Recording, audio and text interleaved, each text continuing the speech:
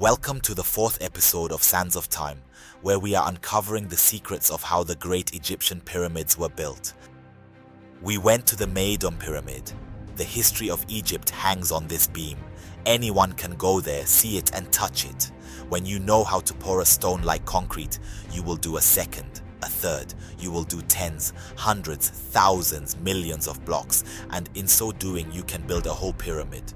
The huge stones of the Pyramid of Khafra are made on site with limestone concrete poured into long molds. It is inconceivable to transport this stone.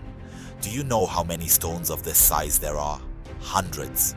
It is unimaginable that they were transported and cut. They were cast as well. In the Temple of the Valley of Khafra, there are limestone blocks weighing 300 to 400 tons. The Menkaure Pyramid chamber is made of a single block weighing about 600 tons.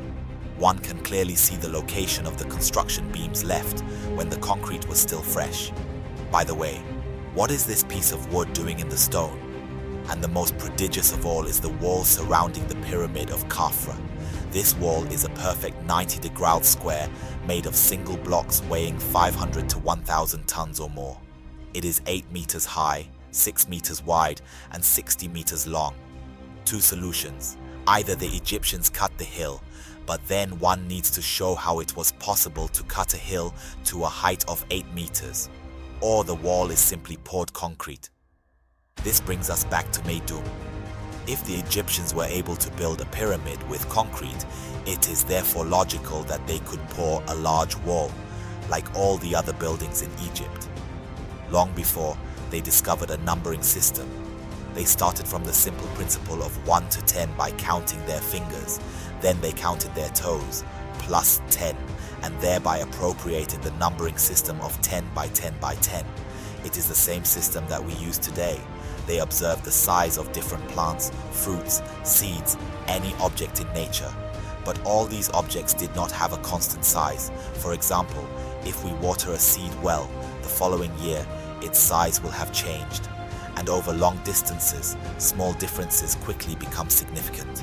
They put a stick on the royal leg, the meter, which is divided into 100 units. They cut the stick so that it made 52 royal fingers and 36 subunits. The royal cubit was born. The royal cubit equals 52.36 drops of water, or 52.36 centimeters. From then on, all of Egypt would have as a standard a universal constant, the royal cubit. They also needed a unit of measurement to properly demarcate the plots. Geometry is good, but after all, you must measure the lines. A disc with a diameter of 1 corresponded to 3 units and to 14 subunits. One number stood out each time: 314, 31.4, 3.14. They thought this number was important. This figure is pi 3.14. Egyptians knew pi with precision long before Archimedes. From this experience, they also deduced the decimal system. Empirically, the Egyptians also discovered the golden ratio. They reasoned thus: since the gods used these sacred figures everywhere in nature, in order to remain connected to nature ourselves, we must integrate them into our buildings to do as the gods do.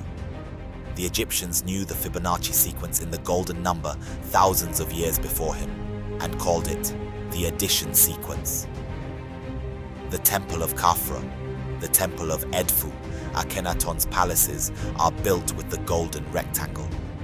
This is the truth, far from the image of the primitive Egyptians who were dragging stones and hitting stones together all day long. At this point, the Egyptians thought that they could also use water as a weight standard. Thank you for joining us on this journey into the heart of ancient Egyptian science and architecture. Their secrets continue to inspire and amaze us to this day. Join us in the next episode as we continue to explore the sands of time, uncovering more secrets of ancient Egypt and the incredible feats of its civilization. And as always, keep wising up.